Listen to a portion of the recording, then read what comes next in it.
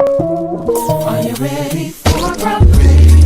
Oh, taste and see, there's a word for you and me. Serving the uncompromising truth makes us truly free. Open your heart, your mind, your soul, he'll make you whole. Preaching with power. It's the relevant leadership strategist.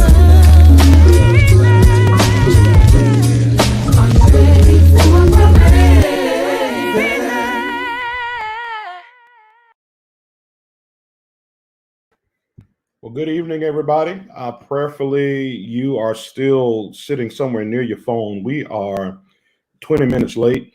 That's usually not my norm. If I say I'm going to start at a certain time, that usually happens right when I say it. So today was just a bit unusual. Had a couple of things that kind of had me caught up, and so forgive me for starting late. I tried to post a post to say that we were going to be late, and not sure if you all saw it. So again, forgive us. Hopefully you are still connected. Do me a favor, share this video with any college students that you may know. Tag a college student. I think it's a conversation that needs to be heard from their perspective. We get a chance to listen in on their heartbeat and things to which, maybe kind of going on with them, questions that they may have that, you may not know the answer, but they can find answer and solace through these bright young people who are joining me on this platform. We don't have our full platform, and some of that is just, some of these college kids out there trying to make it happen. They're working or doing whatever. So share it. And when you've shared the video, let me know that you've shared it. Just put #shared in the comment box. Then I know that you're helping us spread this message and spread this opportunity to share in the gospel of Jesus Christ. So I'm going to bring on my guest and let them reintroduce themselves, just in case someone is if this is your first time watching our broadcast, College, COVID, and Christianity. And by the way, it kind of started out as just us doing one little moment, and we went from one moment to another moment, and now we're at a third moment. I'm almost certain we're probably going to be at a fourth moment next week. So you might want to just start locking this thing in throughout the summer. We'll see how it goes. But I believe that there's some great conversations that can be had just having the ability to speak to a generation, giving them a chance to have a voice and translating their voice. So again, if you're watching, thank you. Thank you, Treasure, for sharing. Thank you, Zion, for sharing. I'm going to bring on my first guest. It is the Wonder, well, they're not twins. Well, we got Wonder Twins plus one. So it's the triplets, I guess is the way we can say it now. It's the triplets called the Magettes. Triplets, how art thou? Hey. Yeah. Give them your name so they'll know exactly who you are and the college that you attend. My name is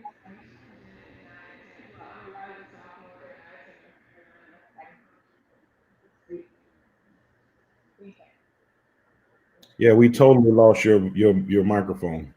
Okay, try it again. Got you. Now I hear you. I didn't hear the other one.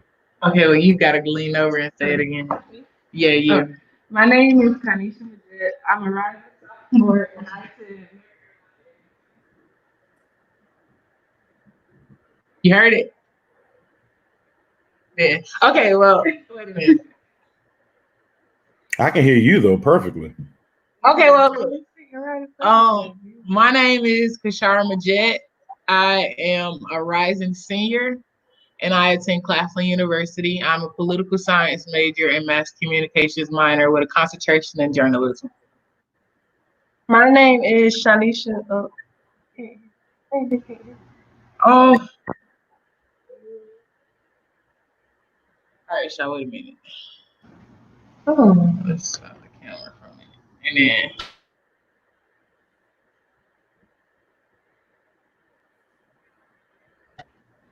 Okay, what about now? I can hear you. I've been able All to hear right, you. you can hear me? I can hear you. You can hear me? Mhm.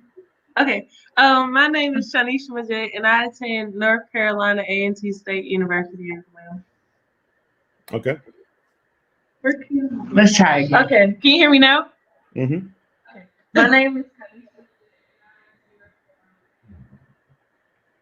Yeah, it just don't like your voice for some reason. But she attends North Carolina A&T as well as Shasha. Okay, so next when it's time for you to speak or ask a question or whatever, you may have to like lean all the way up, and we probably almost got to look down your nose. It'll be okay. Just do like the old people do. Talk to the microphone.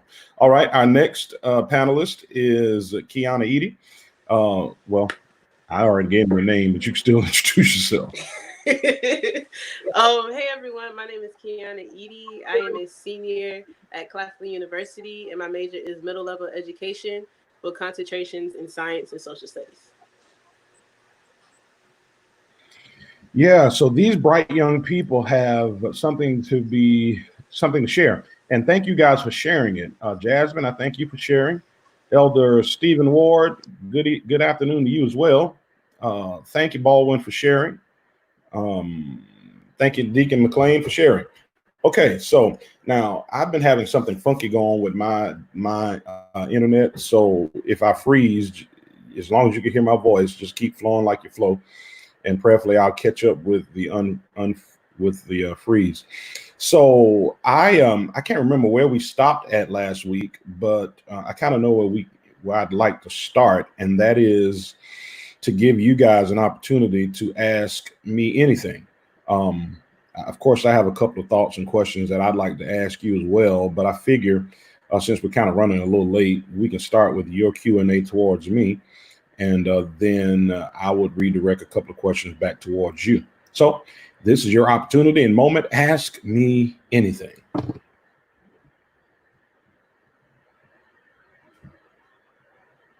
Okay, I have a question, I guess. Okay.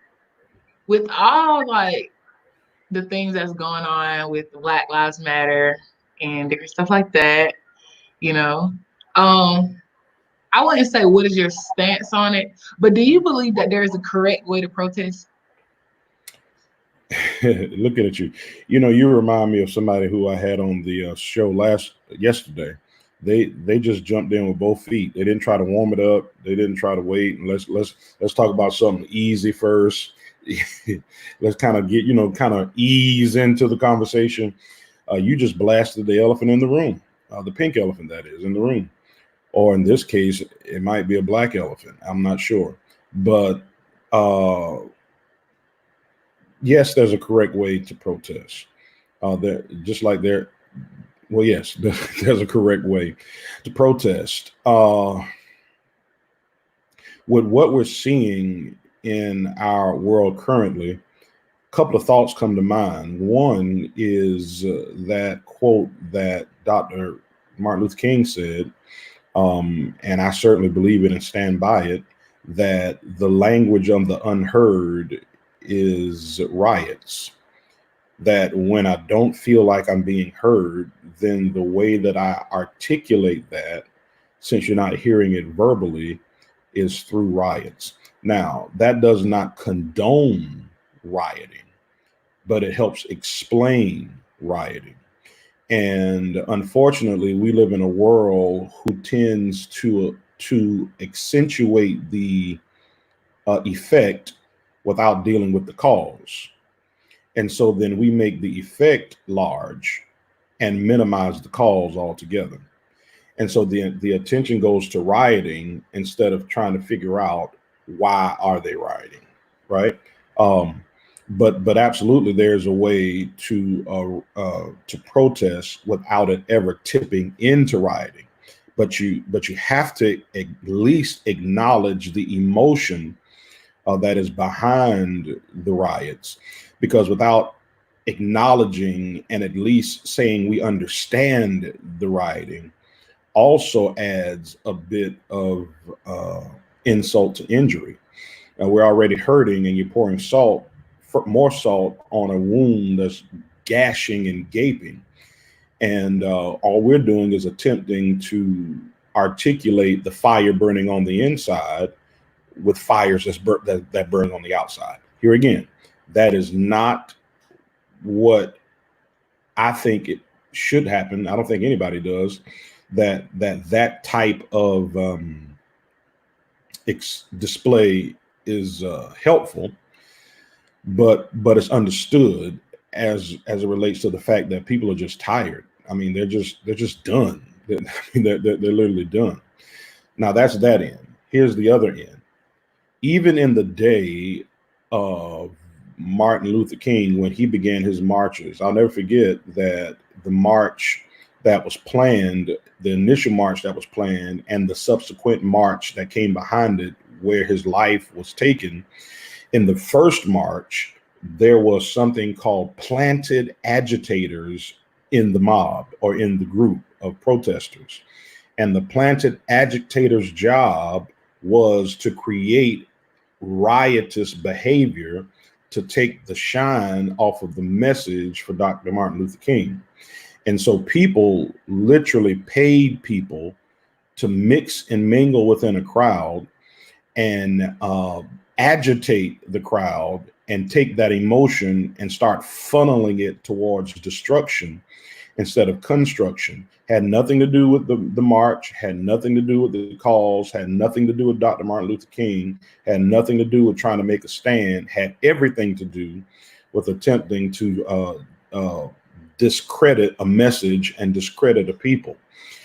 And so you have two different extremes. You have the one where I just want to be heard, and the other extreme where it's no, I just want to go ahead and get the light off of the cause, which is systemic racism.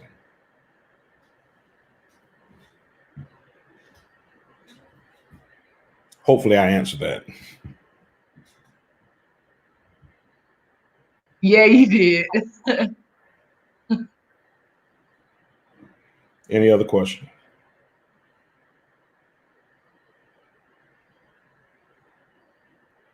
No? Okay. Well, since you started with the home run, let's keep batting then. You, like I, have watched that video, I'm sure. Or if you've not watched it all, you've seen some of it. It's still so very hard for me to watch it all again. I think the very first time I saw it, I watched it all the way through because I really didn't know what was happening or what was going on. And by the time I watched it all the way through and got to the end and then realized what was happening, it's kind of hard for me to go back and watch it all the way through again. So many different emotions run through my mind. And then today, I ended up getting on Twitter, I believe, and someone had a compilation of just videos where it's showing a face of what America looks like through the lens of an African American. And so, you know, police punching women. I mean, little girls on top of them, punching them while they're clearly stronger and more powerful than these little girls they're trying to detain, slinging them like rag dolls. Rodney King beating, and now, of course, the shooting with Ahmaud, and then this egregious issue with George Floyd. So I know what I feel, or I know how best I attempt to articulate it. My question is, with your age bracket, and kind of some of the mental space that you all kind of walk in, what's your mental space right now? What are you thinking? What are you feeling?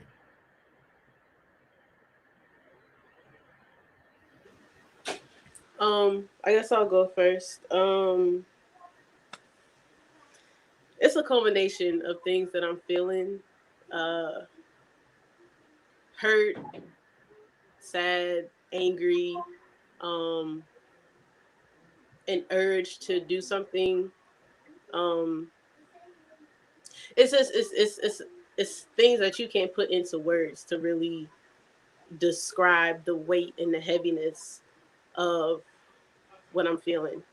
Um, as someone who is not only Black but as a Black woman, um, it's hard to navigate the times that we're in when your voice is like it's kind of forced to be silenced because we've been silenced for so long.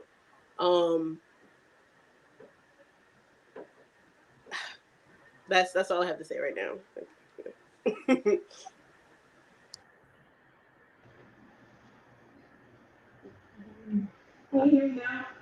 Can you hear me? Yep, get directly in front of it. Hear me now? Mm-hmm. Okay. So honestly, for me, like Kiana said, half of her emotions are exactly what I'm feeling. And knowing that Black people have been silenced for so long and haven't spoken out about it, it makes you want to do something. But you know that everything that's going on with the rioting and stuff, you know it's a certain way that you can do it. So it's like, how can I put it? It's like kind of Black people now, like knowing what we're going through now, it's like we're kind of going at each other in a time where we shouldn't. You get what I'm saying? So it's like some people believe that rioting and stuff are right, but some people believe that there's a peaceful way to do it. And it's like it's clashing and we're not working together. So it's bringing up more problems than it should. And it's taking our focus off the essential problem that's at hand. Yeah. You know, wait a minute. Did I say it right? You are Kai, right? Okay, yeah. You know I get y'all mixed up. I end up calling you. I just say both your names at the same time.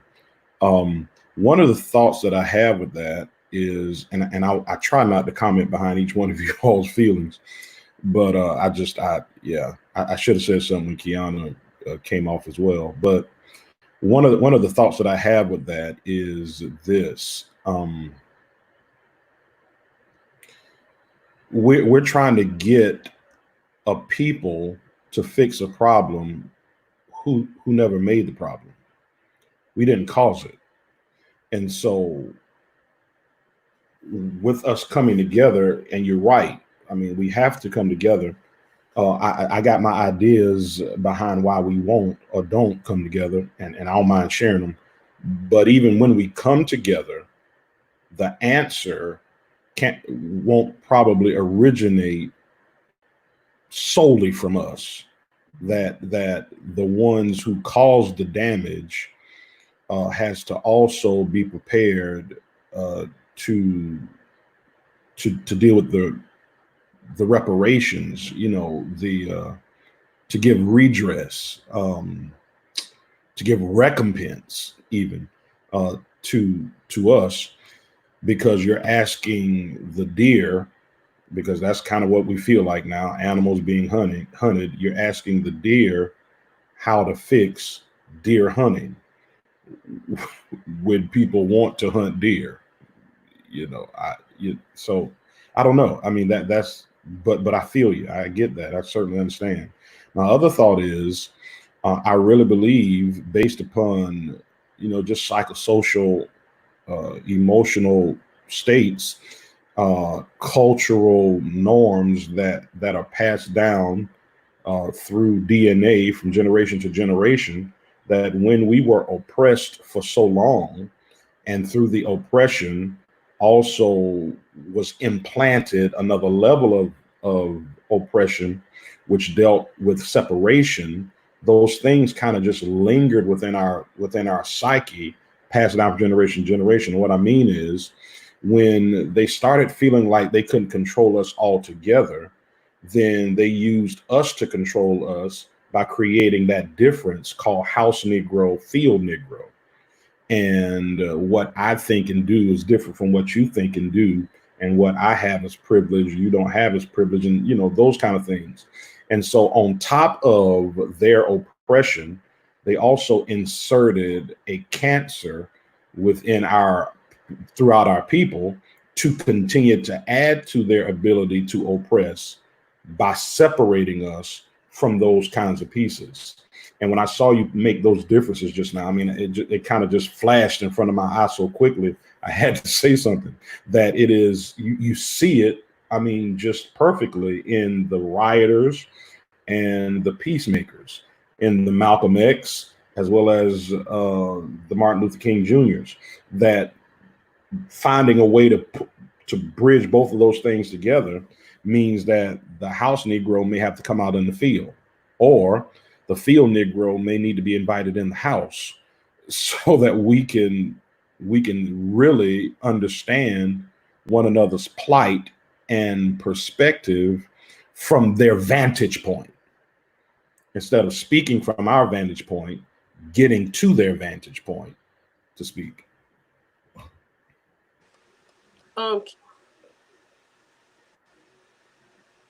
Oh, it was, the video was kind of lagging, so I didn't know if he was. You made a comment about basically you can't expect the victims to be the only ones working towards a solution. I had an experience about, it was last night. One of my classmates, she's a white person.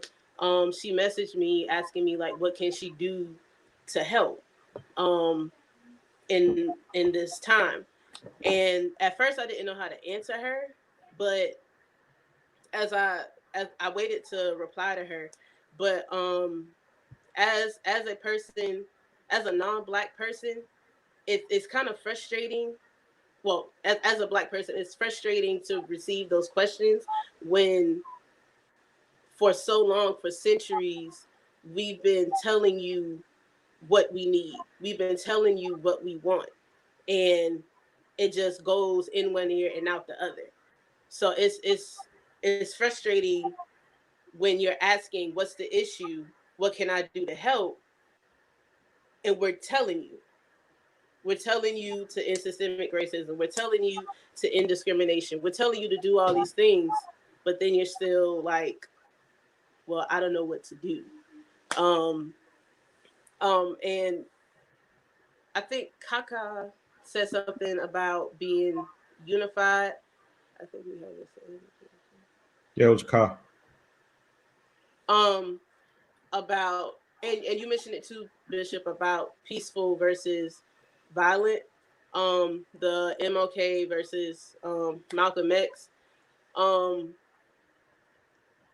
We tried both ways, and both ways didn't work, because both of those leaders, both of those faces of those movements, they were both assassinated. So it's like, I agree with we have to come to a middle ground, but I feel that we also have to find a new approach while still maintaining those philosophies and principles of both. And that's tricky. And the only way that we can do that, like y'all both said, is to come together in solidarity and work towards a common goal. I agree. So basically, well, let me start here. Like, I feel the same way, like, as both Kiana, Kanisha, and Bishop, you know? So I understand that there's a change that needs to take place, but I also feel like I've taken a different approach in like how I want to fight our fight.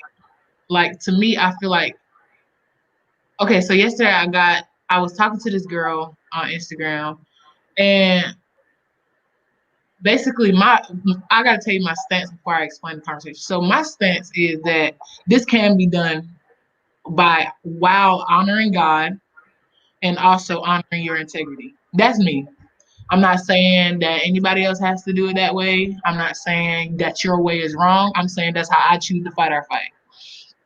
I choose to hold on to my integrity as well as hold on to what God has told us not to do.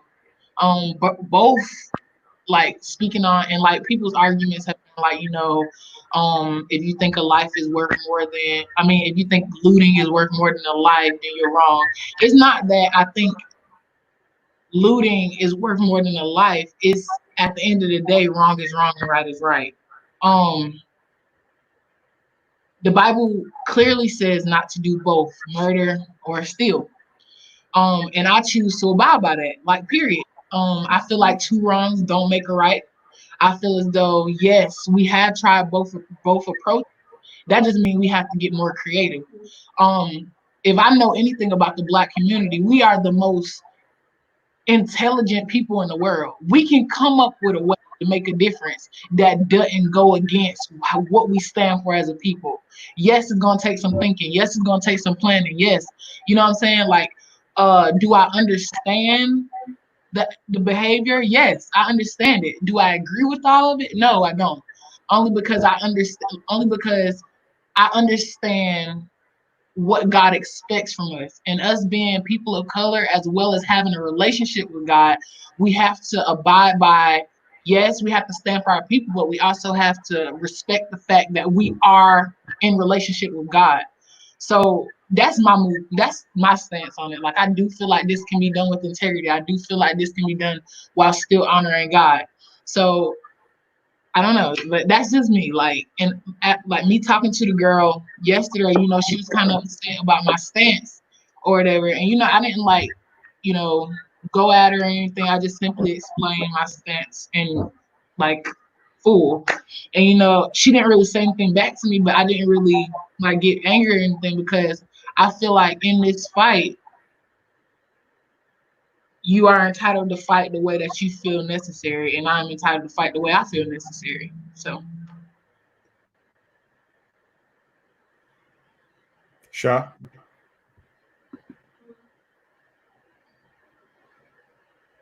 My whole stance on this, yes, me and Shara's view are kind of the same. Like, you can fight with integrity because that you have people that are going out and, like you were talking about at the beginning about how back then it was, people placed to start a riot. That's the same thing that's happening today. Like, in Patterson, they've already saw the people, they locked them up, and one person spoke out and they told everything, like how the government is paying people to go start these riots and placing them and stuff. And yesterday I was just watching videos about all the looting and stuff, and it's mainly, not even trying to be funny, it's mainly African American people. Like, I know some people were like, well, you see that it's Asians and all that. Yes, it's them, but majority of the people I saw looting and stuff and destroying properties and businesses were Black people. And I just feel like that's wrong because you're ruining people's jobs, you're ruining people's lives, you're ruining people's careers, and they just forget that it's just a better way to do things. Right. And a lot of people also want to fight because, they feel like they're getting justice for George Floyd, but he wasn't a person that would have done everything that y'all are doing. Just like I shared a post about his brother, like speaking out for him and saying that they want to cease the violence and it's a different approach and all this other stuff. And I also watched the video how he was praying, and a lot of people forget that God is still here. He sees everything that's going on. A lot of people just want to act because they feel like it's justice for George Floyd, but it's not. It's just something that y'all want to occupy yourselves with until you feel like you're getting your or whatnot. And also, Go ahead. I'm sorry, and also, Bishop, I'm sorry. Um, I also feel as though, like, okay, these are the things that we use, like, whenever we first started. Like, you know what I'm saying? We did all this. We did the looting. We did the stealing. We did, and then 20 years later, we're still doing the same thing. So it's clear that something has to change because you can't do the same thing and expect a different result.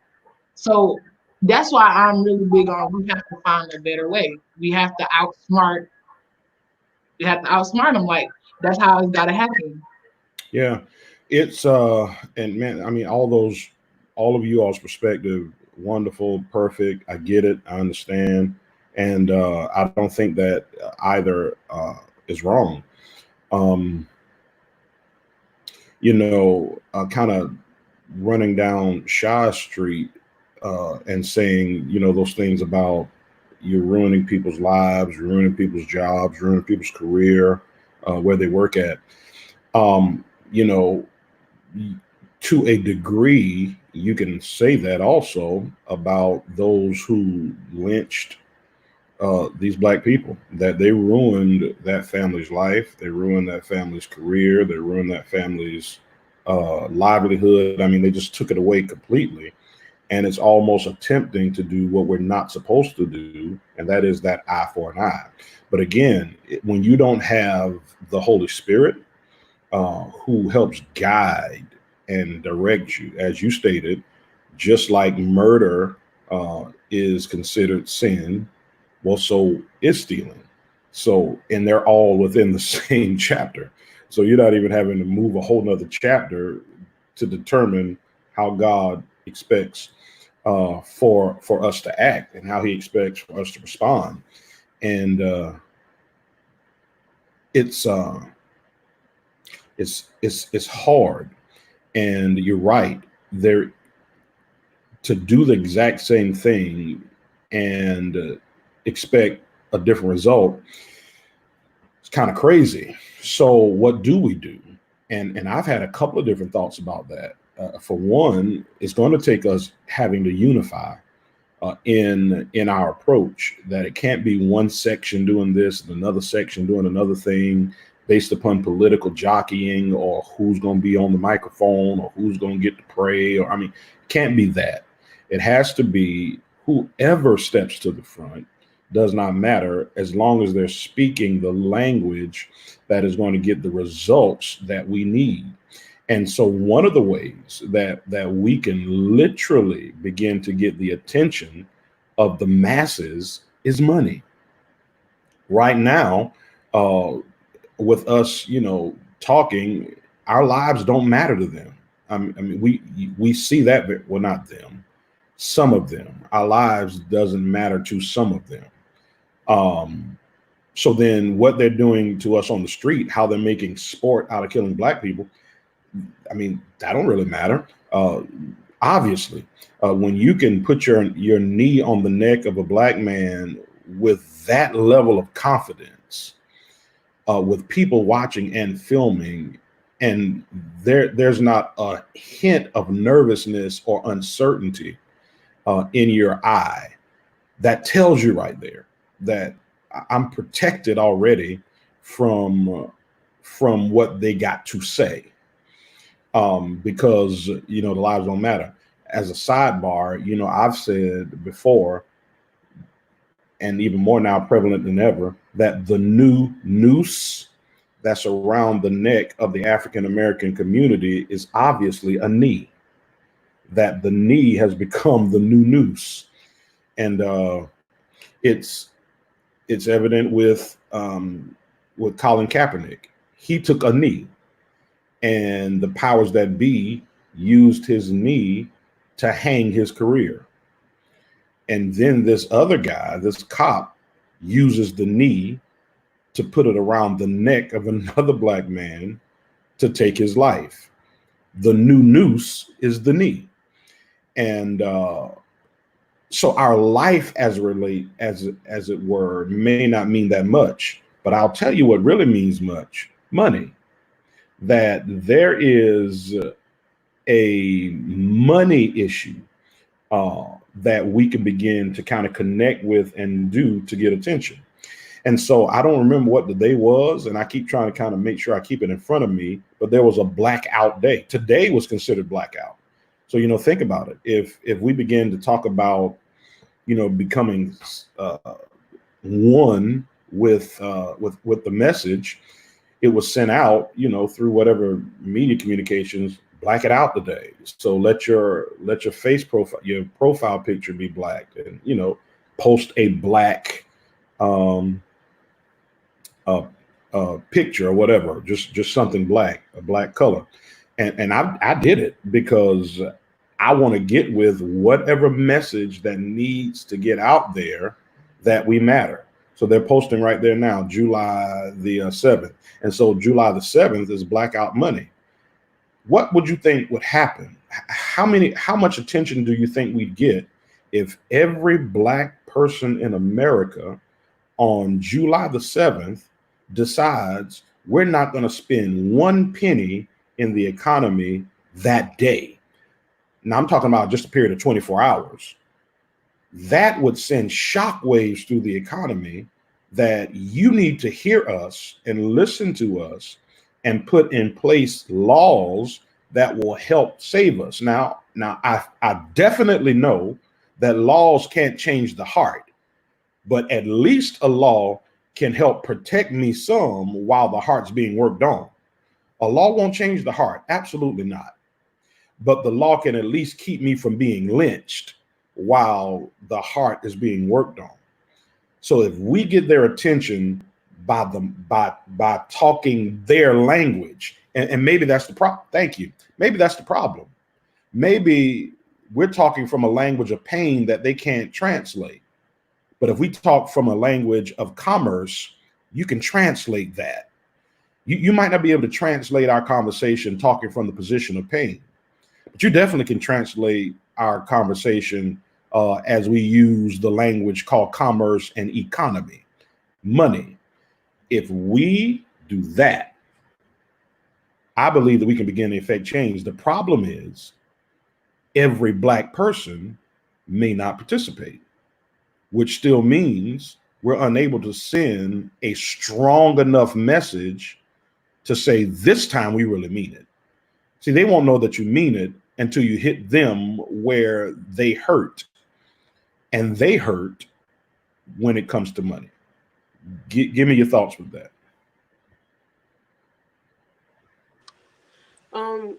I agree with you, Bishop. Within the Black community, our dollar barely even like circles in our community once before it goes out. Versus like in the Jewish community, their dollar circulates about 26 times before it goes out of their community. So I definitely feel like the power of the Black dollar is very real. I also believe that there is some fear. Well, I'm gonna say like fear, but the repercussions of withholding the Black dollar in the community, and how we once had a Black Wall Street in Tulsa, Oklahoma, and how that was burned down because this community was thriving, and it all started based off of a rumor of a Black man doing something to a white girl. So I do believe that we need to control our dollar and have it circulate our community way more than what it does. Because we spend money on Gucci, who had a scandal with blackface, on Prada, on all these different name brands. Not to say all name brand organizations have had an issue with that. Yeah, Tommy Hilfiger. He's a racist. Like the CEO of Michael Kors said that he didn't even like Black people. So it's just like you're spending your money and helping to make the people who don't care about you or your kind richer, but you're leaving your people behind, your brothers and sisters behind, as far as their businesses are concerned. So it's kind of like the same mouths that are like pushing for change, not everybody, but the same mouths that are pushing for change are being hypocritical in how they how their actions, like your actions have to line up with your words. Your money has to line up with your philosophies. Your money has to line up with your desire to create change. So all in all, the power of the Black dollar is real. Yeah. If we decide to pull our monies together, and again on that blackout day, spend absolutely nothing, and then on the next day, the 8th of July, spend the money that we did not spend in the economy in a Black business, or investing in our own community, or I mean, any kind of thing that deals with Black business, then what would happen with the world and the powers that be? You know, I didn't really know all of those particular pieces that you just said about the different designers and what they created. I guess you can almost look at when they do their shows, when they do their designer shows, are there any women of color that's modeling their clothing? And so if you're not even using, Barely. barely, if that might be a token, but if their thoughts are, well, we didn't make these clothes for you, well then let's make our own. And I do know, I remember FUBU. FUBU started kind of coming out when I was coming up, the For Us By Us. But I don't really even hear much about FUBU anymore at all. But all of these other name brands, you're absolutely right. They just they don't, they're blatantly saying it, and we go running towards their stores, spending our money in that area. And Timberland Bishop has an actual noose Mm-hmm. on their logo And the tree. and a tree. That's So how they send the shoes. And the way that they tie their shoestrings, it makes exactly. it loose. Like the way that they tie it. So, and I wanted me a pair of butter so bad. I want But butter. no, we don't do that. We're not gonna do that. But no, like Kiana said, the black dollar, it holds power. It really does. The Bible says money answers a matter. And I do feel like that is gonna be one of the gut punches that we'll have to throw in order for them to be like, hey, like, you know what I'm saying? Because at the end of the day, their mindset is like, okay, y'all know we racist, but I know y'all still gonna buy what we selling. No, we have to hit them where they think, like, oh, you know what I'm saying? Like, that makes sense. So It makes perfect sense. I mean, it absolutely makes perfect sense. Now let me add a caveat to it. Although I'm agreeing definitely with you, but let me add a caveat that when we produce what we produce in our Black businesses, let's make sure that it's to the level of excellence that the other people are producing. So then we can't use half material trying to get over on people. Consequently, we also can't ask the Black business for the discount that you didn't ask the white business for.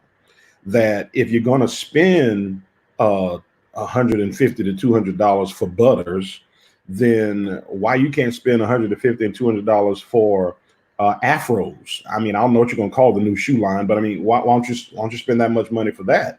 Well, you're not going to spend that much money for that because of perception and a systematic cultural ingraining of us continuing to demean our culture and demean our creativity for other people's creativity. We have to do that. The other thing, I mean, we could talk about that money piece for a minute, because I promise you, if we do this money piece, there would be no hindrance to signing a law. The law would get signed probably the next day, because they would be so afraid that you're going to crash the economy and they can no longer go on their golfing excursions, that they'll get it fixed so they can have their weekend excursion on the golf court. And so we have to think about that. We have to walk in that level. Black people need to change our mindset, finally. Yep. So I mean, I popped that up there too. So with the money piece, right? We're good with that. Here's something else that we probably need to do. We need lobbyists. We need lobbyists that understand how to speak on our behalf. Anyone who got any law passed, they got it passed because they were able to pay a lobbyist to cry loud in Congress for their endeavor.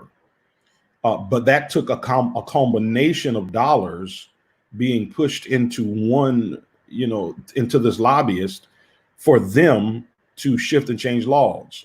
The reason why LGBTQ has the laws that they have is because a while ago, they started putting all of their monies together, getting a lobbyist to go into Congress to speak on their behalf. And all of a sudden, we start, at least we feel like it's all of a sudden, it wasn't all of a sudden, but all of a sudden we start seeing laws coming into play to protect, their causes, what they believe in. Well, that didn't just happen because they all of a sudden started being seen on TV and being flamboyant and coming out of the closet. That wasn't because of that. It was, hey, I'm here now. No. It wasn't that. It was the fact that they took their dollars and invested it where the power is in legislation, invested it in a lobbyist. That lobbyist began to bring their concern to the floor, and the people had to listen, because you got to think about it. If I am voted in by the people, and all of these people have this particular law on the table, and they're representing a large conglomeration of who helped get me in the office. If I don't listen, then I won't be in this office long. Well, then if I'm not in this office long, then I can't get paid to just stand in here and do laws. There's some senators and all who make more money and never had a job. I mean, their money is made off of politics.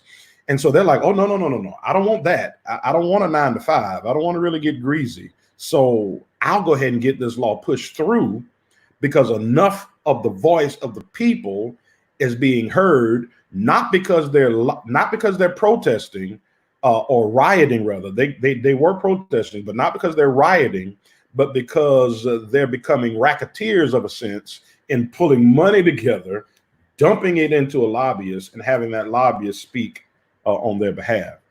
And you guys, man, listen, your generation, that millennial generation, you got the power for that.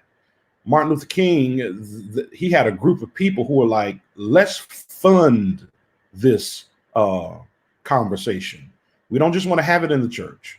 Let's add money to it. And so that we can put that money in Congress, so that Congress can say, hey, they got something to say. And that was a great segue.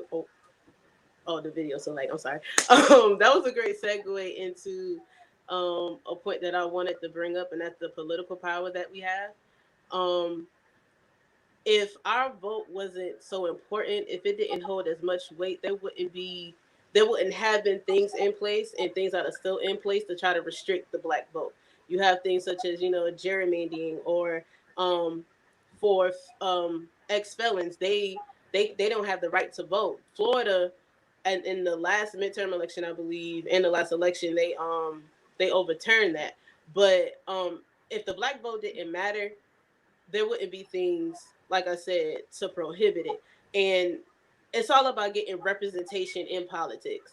Because if you look at the demographics now, yes, there are more of us occupying those seats. There are more Black men, Black women, women in general occupying those seats. But you rarely find someone who has a campaign or an initiative tailored towards people of color, tailored towards Black and brown people. So if we want that political change, we have to elect people who represent us, who look like us, who understand the Black agenda, which is still scattered. We don't really have like a set Black agenda, if you want to call it that. It takes political unification and political, what am I trying to say, ammunition and unity to bring about such legislation that reflects our needs. Yeah, well, the Black agenda right now is we still can't breathe. That's our agenda. Our agenda is we want to breathe. I mean, I want to live. I want to go home at night. I want to be able to jog and not be hunted. I want to be able to go into a store and be accused, right or wrong, but still not be guilty before proven innocent, unlike the others who are innocent before proven guilty. Bishop, I honestly feel like that same push, that same drive that we have, when things are fresh, when they first happen, that we have to try and maintain that through the whole fight, because it's like we got the girth, we got the fight whenever something first happens, but it's like when stuff start dying down, we kind of just go back to the norm. But I feel like Kiana said, um in those areas such as politics, like building an actual agenda, a plan. The Bible says, write the vision, make it plain. So I'm not saying like every Black person has to come together and write the vision, but we need to start somewhere. You get what I'm saying? Because it's like we lose that momentum, the anger that we feel, the mourning that we feel. We have to channel that into making the change happen so that it won't have to be a spurt of energy every time something happens. So it's just like we have to really figure out a way to direct that energy that we have into building the Black community. And this actually goes back into what because I was gonna say something before you switch topics, but I want to speak on dreams for Black people as well, because it's like I think to a sense we get intimidated by, the Gucci, the Prada, the different stuff like that. Is not like you're good enough. Like what you have to offer is good enough. It's just at the end of the day, you have to have that I don't know, the confidence to actually bring it forth, because I know a lot of people that lavish lanes, actually. I know a lot of people that have businesses with amazing quality stuff. And it's just like, it takes people actually seeing this stuff and like the Black people getting behind it, supporting it, pushing it, and saying, hey, buy from here. Hey, do this. You know what I'm saying? And it's just like, we have to figure out a way to just push that energy. That's my overall out of all of it.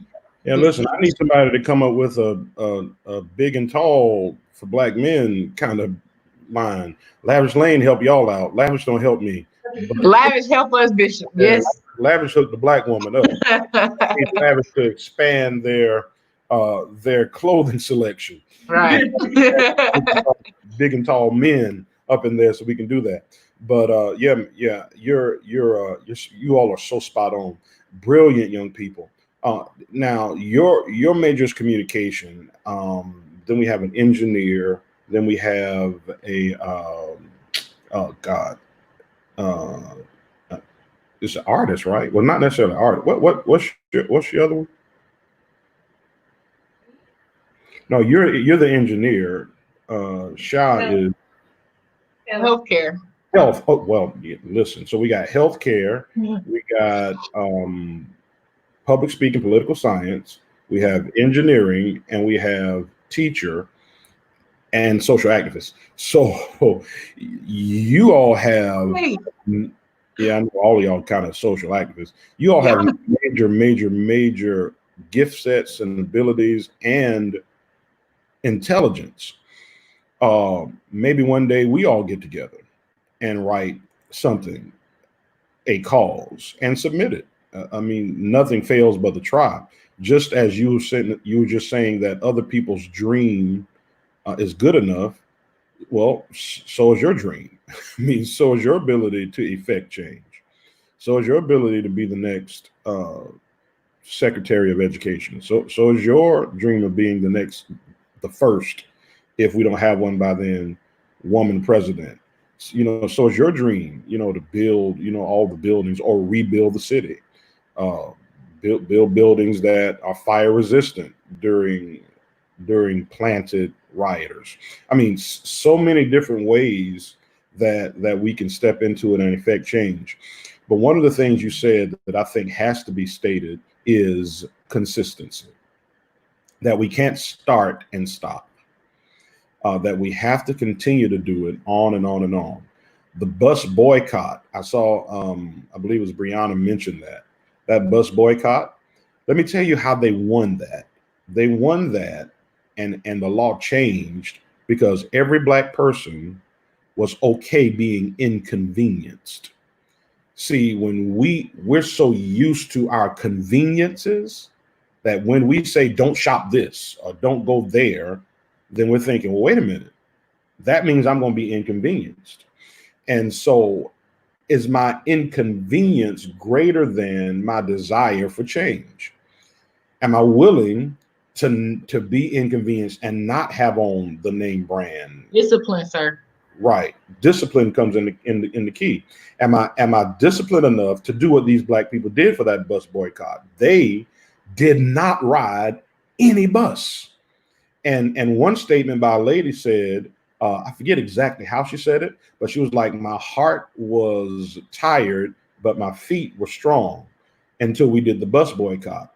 And then in that particular case, my heart got strong, but my feet were tired, but I'm okay with that.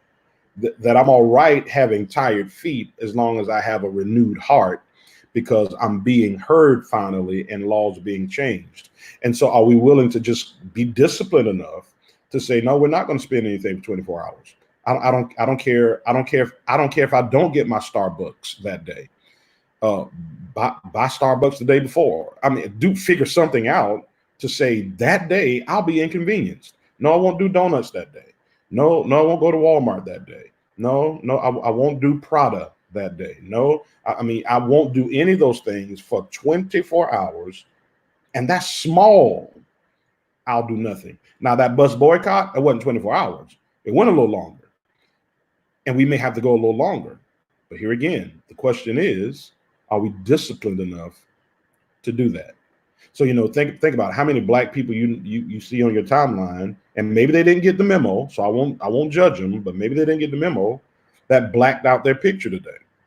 You see, it's inconvenienced. I'd rather show you my lips popping and my butt poking, or my muscles, rather than a blank black picture to stand for a cause because I'm cute and all, or I'm trying to sell a product. Well, my picture was my book. My book is not that important for me right now. What's important is the statement. And so, and immediately when I saw that that's what's happening, I did it right then, because the book is not that important right now. It's an important book. I love the book. I think it's a blessed book. I think it'll help people. But right now it's the cause. So I blacked my picture out for the cause. So are we disciplined enough and consistent enough and with one accord enough to make a difference? Or are we just still separated, causing small fires in big places?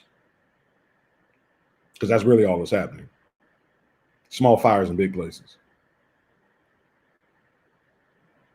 Yeah. All right. I want to give you all, because time flies when you're having fun. We're right at an hour.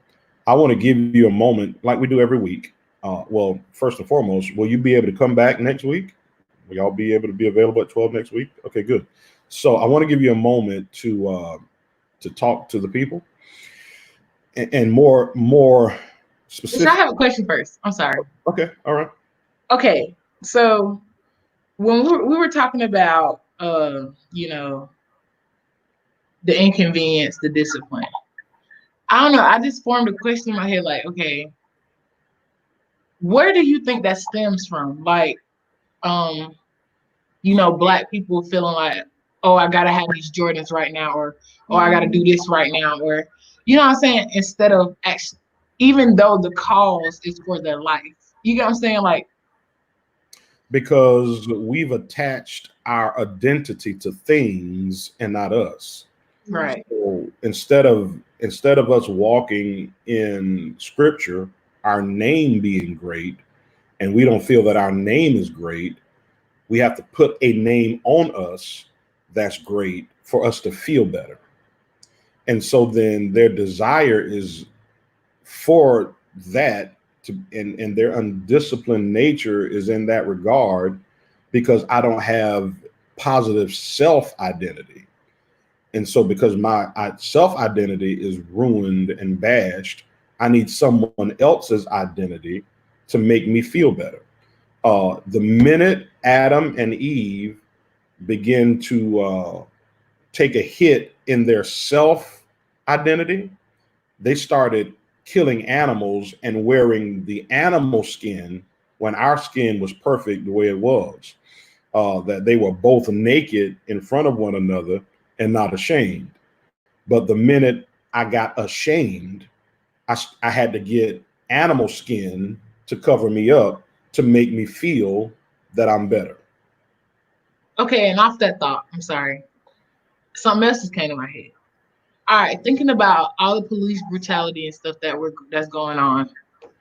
Okay, killing something or killing someone, that's kind of like taking their skin.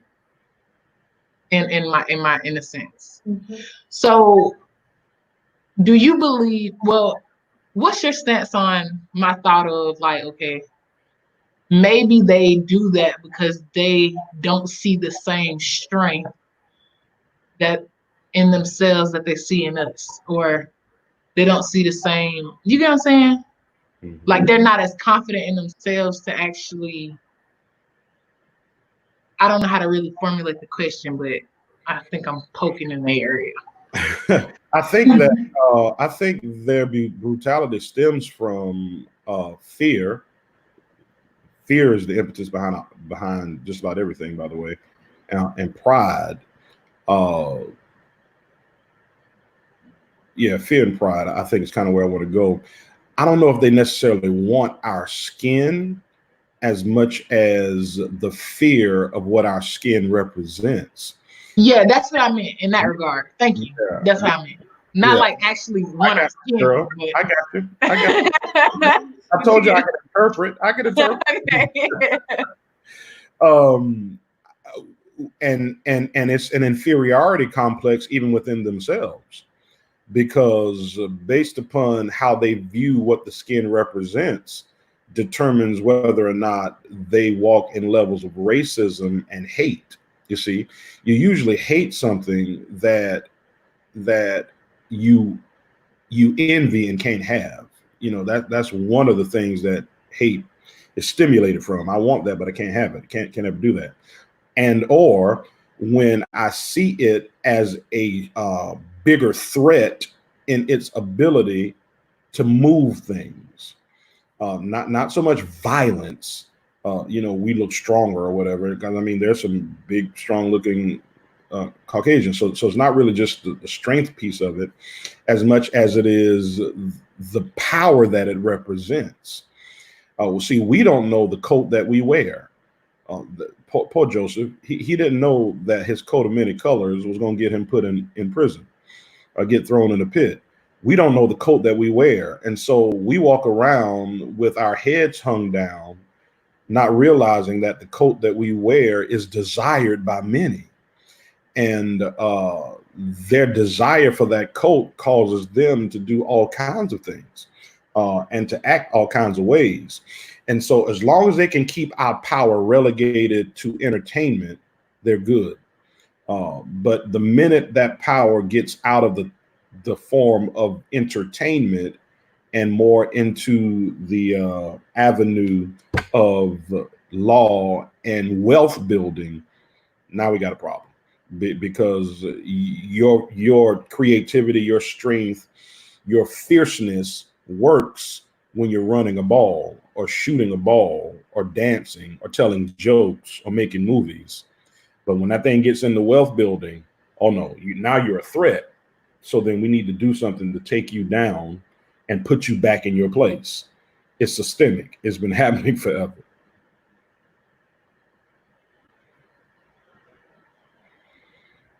Yeah, I mean, that's absolutely right, Jasmine. They want our lips. They want our butt. Well, not my butt. I don't have any. But but my beautiful black women, they make up for it in spades. You see, they want our style. You know, they want our rhythm. And then when I say they, I don't mean all of them. I'm just saying there are those some. And listen, it's okay because we don't mind. I mean, that's not something that we mind at all. Get that credit. Get that credit. That's Yeah, it. yeah, we don't mind a bit. Go for it. Right. But just don't kill us for it. Right. Don't desecrate us for it. Don't destroy us for it. Like, don't kill me for my creativity and then want me to be creative only when it's convenient for you. Yeah, don't do that. You're killing me when it's convenient for you, but when it's productive for me or for my people, now it's a problem. Yeah, something's wrong with that. Something's wrong with that. So it's a deep inward heart issue, sin issue that has them acting out such as that. I love the questions. I love them. All right. So if there are no more questions, I want to give you 3, 4 an opportunity to, it has to be hard being twins because people always count you as one. And it's like, no, we two people. But it's just, yeah, it's just the way, it's just how it is. I'm sorry. It's okay. Yeah, I know you're individuals, but it's just, we say the twins. We don't say both of y'all names. Yeah, that got to be a whole interesting dynamic. So I want you to take a moment and minister to the people. Uh, I had a thought even with my millennials last night. I was thinking, if we put some kind of funky title up here, like it's about to go down, or we're getting ready to clap back, or something like that we would probably had 1 million viewers. Yeah.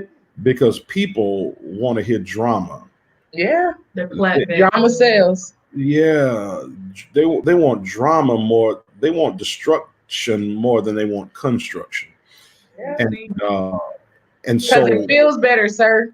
yeah, Construction doesn't feel as good as being able to be destructive. right. I really feel like this kind of conversation should have the 1,000 viewers.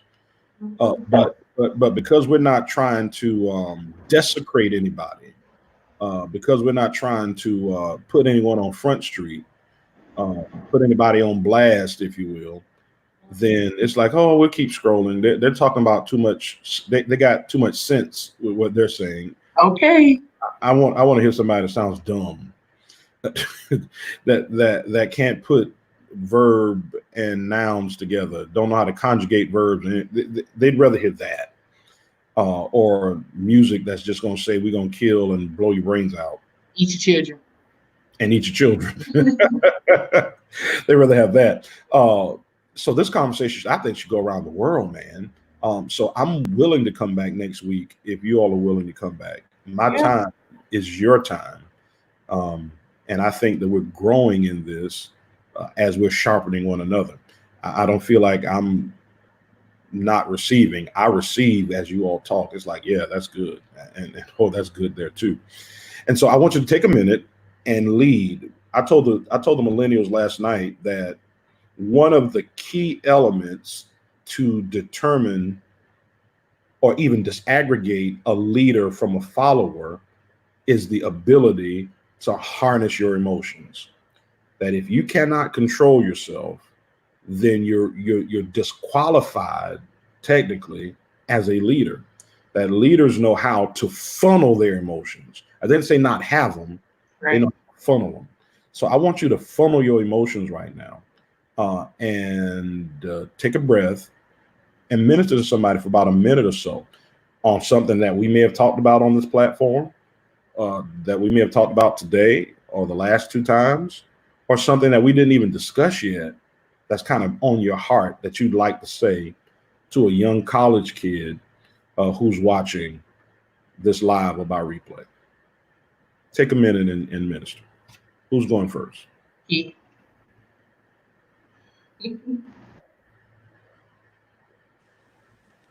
Since I was volunteered as tribute, to my college kids, to my millennials, Generation Z,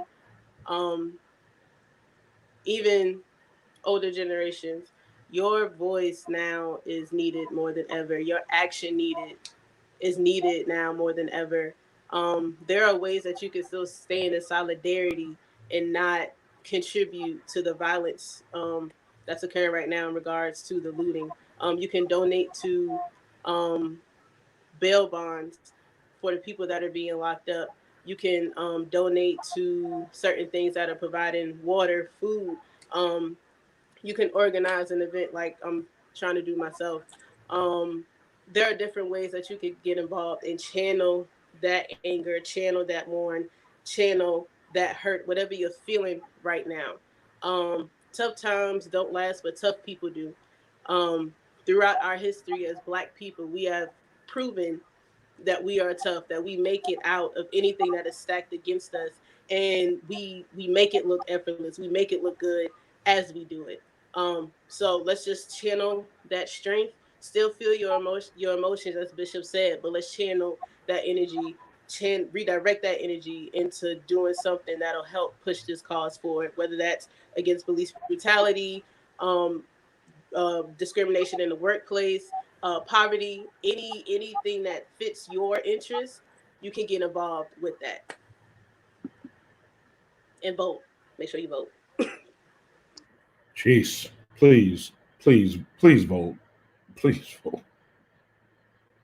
And don't vote straight Democrat or straight Republican. Okay, I'm sorry. Go ahead. Okay, so I just wanted to say your form of study is needed wherever you've chosen to further your education, whether that be in the medical field, whether you want to become an engineer, whether you're like myself and want to have more African people in politics to inflict the change that we need. I just want to say keep going. And as Kiana said, tough times don't last, but tough people do. I just want to just speak strength into our people right now. I know this is a tough time to actually think before you act, but think before you act. In all things, go forth with wisdom. And if you don't know, ask somebody who might know. This is a confusing time for all of us, but this time to actually exercise what you can do, like how you can help. And I just love y'all. And that's pretty much it. Um, for the generation now, for the generation to come, we are against counting that we're now not there, like we have. Move the microphone closer to you again. Can you hear me now? There we go. Okay. So for the generation now, I was saying that meaning next now means we're now. Like we're not later, we're not a year out, like we're now. So like Kiana and Shire said, our voice is needed. Like even for the kids that's even not in college, your voice is needed too. Like kids everywhere because we have to make this nation better. Like because we're the upcoming generation. So every way of thinking, every way that we go about doing things, we can change that and actually make a better place for the upcoming kids and even us because we have to live in this world. Like so I just want to say like okay, right now, like Shara said, and we'll get through this. All I want to say is our time is now. So act now and think about what you're doing before you act and be smart about what it is you want to do. And if it wasn't a time to go for your goals and get them degrees and stuff, now is that time. Like, I know people that's like 46 going back to college. Like, it's never too late. Make something of the Black community. Like, make something for your name, for your family, for this world, for this nation. Like, go harder than ever. And just keep faith and believe because at the end of the day, God has the final say so, and we gonna be good. That's it. Yeah, that was a period moment. That was good, period. I so appreciate you, bright, young, college kids, children. I call y'all my college babies. I keep trying not to say some of the things I call y'all like in private because I don't want to embarrass you, nothing like that. But y'all my college babies. You know that. I call y'all my babies. It is what it is. So I appreciate you. Next Tuesday at 12 noon, we'll be back. Prayerfully, we'll have a little bit more to discuss, but it was just difficult to talk about anything else other than what's currently in front of our face. And maybe, I don't know, we can come back next week and think through a couple of strategies. So while you're sitting, and waiting for our next discussion, maybe you can come up with a strategy or two that we can share on this platform that people can say, hey, that's an idea. Maybe we could do that. Or, you know what I'm saying? Maybe we could have that kind of talk as well as the regular questions, because, I mean, we can do that too. All right. So those of you that are watching, join me tomorrow. I have the next age group coming up. Seems like I go from the older ones to the younger ones. I don't know how that's set up like that. But my babies are coming, my high schoolers. They'll be with me tomorrow. High school, shelter in place, and holiness. They'll be at 12 sharing with you their thoughts. And I'm almost certain we're going to probably have to have this conversation with them as well, so that they can have an opportunity to express themselves. So if you know any high schoolers, have them join in tomorrow at 12. I will be on time tomorrow if the internet agrees with me, but if it's my physical being, I will be here and on time. So we'll see you tomorrow, same bat time, same bat channel. Also, tonight at 7, I will be on a panel with Dr. Pepe Ramnith. He, myself, Bishop Benjamin, and Dr. Kevin Robinson, we four are going to discuss biblical ways to navigate in this crisis. It's going to be an incredible conversation. Dr. Pepe Ramnith, Bishop R. Christopher Brown, Bishop Marcus Benjamin, and Apostle Kevin Robinson, all in one spot. Bishop. Yeah. I'm sorry, I have a question. Isn't Dr. Pepe the one, isn't he like the one that dissects the Bible through like a science lens? Okay. That dude is dope. I just wanted to make sure, yeah, because that's what he's talking about. He is dope. Oh my God. All four of us will be on the panel tonight at 7. Tune in. It's going to be incredible. I can promise you that. He'll be sciencey. Marcus will be, Bishop Benjamin will be kind of marketplace businessy. Dr. Kevin Robinson will be from the angle of, I don't know, homiletics, and I'll be brown gravy. So I'm a lather the gravy on all the stuff that they say. I think it's going to be good, right? So yeah, I'm gonna pour what I can pour when I can pour it. So tonight at 7, it'll be on and popping. Join us now. So that means go ahead and do your family Bible study at 6:30, and 30 minutes. You hurry up and do it in 30 minutes. So at 7 o'clock, you can hop on the live with Dr. Pepe. And don't forget, at 9 p.m. we do the check-in. Absolutely love y'all. We will see you. Hey, Roberts. He said this was awesome. Yeah, this is an awesome group of people. Elder Roberts. Elder Melvin Roberts. All right. God bless everybody. Until next time.